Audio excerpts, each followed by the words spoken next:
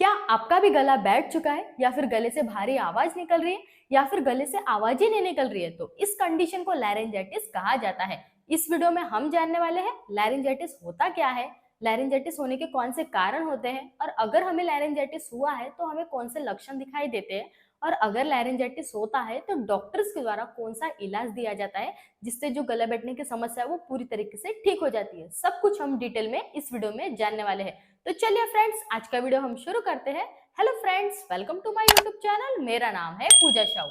सबसे पहले तो हम जानेंगे कि लैरिंजाइटिस होता क्या है। हमारे गले में लैरिंग्स होता है, उसमें वोकल कॉर्ड होता है। जब हम बोलते हैं तो साउंड प्रोड्यूस करने के लिए मतलब आवाज निकलने के लिए वो जो वोकल कॉर्ड होता है वो वाइब्रेट मतलब कंपन तैयार करता है। लेकिन अगर हमें यह इन्फेक्शन हो जाता है जिसके कारण जो लैरिंग्स होता है उसमें सूजन आ जाता है, जिसके वजह से वोकल कॉर्ड में भी सूजन आ जाता है। अगर वोकल कॉर्ड में सूजन आ जाता है तो वो ठीक से वाइब्रेट मतलब कंपन तैयार नहीं कर पाता है और जो साउंड है वो भी ठीक से प्रोड्यूस नहीं कर पाता है, जिसके कारण हमारा जो गला है वो बैठा हुआ या फिर हमारे गले से आवाज ही नहीं निकलती है। लैरिंजाइटिस का ही मतलब होता है, जाइटिस मतलब होता है लैरिंग्स में सूजन।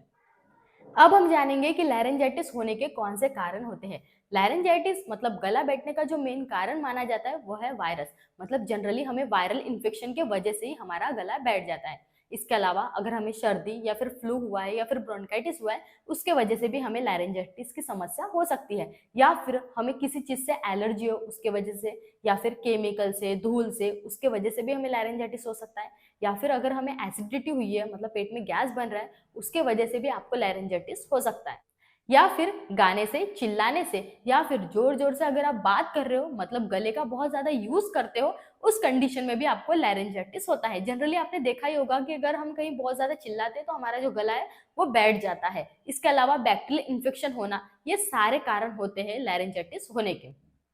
अब हम जानेंगे कि अगर हमें लैरिंजाइटिस हुआ है तो कौन से लक्षण दिखाई देते हैं। अगर हमें लैरिंजाइटिस हुआ है तो मेन जो लक्षण माना जाता है वो यह है कि आपका गला जो है वो बैठ जाएगा, जिसके कारण आपके जो गले से आवाज ठीक से नहीं निकल पाएगी, या फिर खरखराहट भरी या फिर कर्कश भरी आवाज निकलेगी, या फिर आपके आवाज में भारीपन आपको लग सकता है। इसके अलावा कुछ कंडीशन में कुछ लोगों को कुछ भी आवाज नहीं निकलता, मतलब वो बोल तो रहे हैं लेकिन एकदम ना के बराबर या फिर थोड़ा भी आवाज नहीं निकलता है। इसके अलावा आपके जो गला है उसमें खराश हो सकता है, या फिर गले में जलन हो सकता है, या फिर निगलने में या फिर खाने में आपको दर्द हो सकता है, या फिर अनकंफर्टेबल सा फील हो सकता है आपको गले में, या फिर आपको हल्का बुखार हो सकता है, थकान लग सकता है। इन लक्षणों के साथ ही साथ आपको बहुत तेज खांसी आ सकती है। लेकिन इस कंडीशन में जब आपको खांसी आती है तो उस कंडीशन में जनरली बलगम नहीं होता है, मतलब आपको बहुत तेज सूखी खांसी आ सकती है। अगर आपको लैरिंजाइटिस हुआ है तो ये सारे लक्षण आपको देखने को मिल सकता है।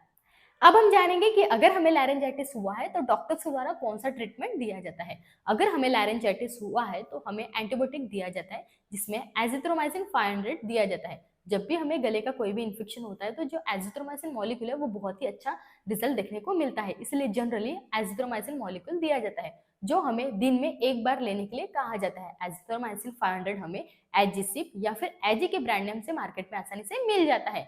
इसके साथ ही साथ अगर हल्का दर्द है तो ज़ेरोडॉल पी दिया जाता है। अगर पर्सन को ज्यादा दर्द है तो ज़ेरोडॉल एसपी टैबलेट ऐड किया जाता है। अगर किसी पर्सन के गले में खराश हो रहा है या फिर एलर्जी की वजह से गला बैठ गया है तो उस कंडीशन में ल्यूसिट्रिजिन या फिर ल्यूसिट्रिजिन प्लस मोन्टेलिकास टैबलेट दी जाती है। कुछ कंडीशन में डॉक्टर के द्वारा ओमनाकॉर्टिल 5 mg या फिर ओमनाकॉर्टिल 10 mg का भी यूज किया जाता है अगर किसी व्यक्ति को बहुत ज्यादा तकलीफ है तो उस कंडीशन में, या फिर अगर पर्सन को इन लक्षणों के साथ में बहुत तेज खांसी आ रही है तो उस कंडीशन में पर्सन को कफ सायरप भी दिया जाता है। लेकिन कफ सायरप ऐसा दिया जाता है जिसके अंदर में सूखी खांसी का मॉलिक्यूल हो, जैसे कि डेक्स्ट्रोमिथोफैन अगर मॉलिक्यूल जिस सायरप में होता है उसे दिया जाता है, जो हमें ग्रिलिंटस डीएक्स के ब्रांड नेम से मार्केट में आसानी से मिल जाता है। यह ट्रीटमेंट के साथ ही साथ पर्सन को बताया जाता है कि आपको गर्म पानी के गरारे कर सकते हो जिससे बहुत जल्दी आराम मिलता है, या फिर आपको बहुत ज्यादा चिल्लाना नहीं है, मतलब अपने जो गले को आराम देना है, आपको बहुत ही धीरे धीरे बात करना है जब तक कि आपका गला नॉर्मल नहीं हो जाता है। इस तरीके से ट्रीटमेंट दिया जाता है। फ्रेंड्स, अगर ये वीडियो इन्फॉर्मेटिव लगे हो तो please like, share and subscribe कीजिएगा। Thank you so much friends, मिलते हैं नेक्स्ट वीडियो में।